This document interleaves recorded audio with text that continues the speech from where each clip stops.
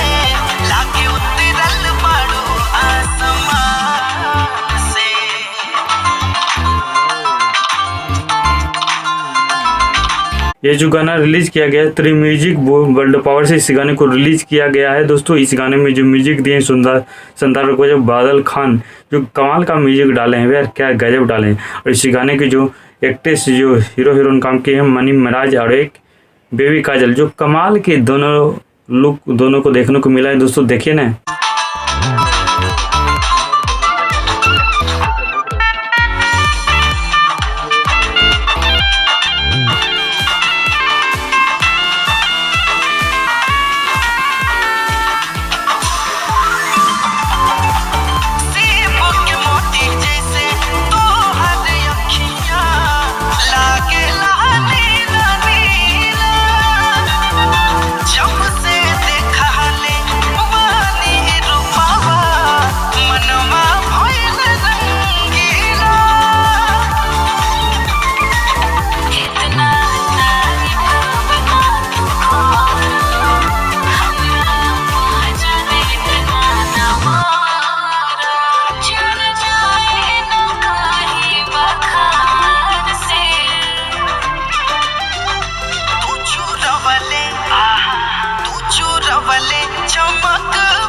बाकी गाना कैसा लगा दोस्तों? अगर गाना अच्छा लगा तो मेरे वीडियो को डिस्क्रिप्शन में वीडियो की लिंक डाल दें दोस्तों, वहाँ से क्लिक करके देख सकते हैं, या तो त्रि म्यूजिक वर्ल्ड पावर से जाकर वहाँ से भी क्लिक करके देख सकते हैं। ऑडियो वीडियो एक बार जरूर सुनिएगा दोस्तों, गाना शानदार है, लाजवाब है। बाकी वीडियो अच्छा लगा दोस्तों तो मेरे भी चैनल को सब्सक्राइब लाइक कर देगा दोस्तों। थैंक यू सो मच दोस्तों।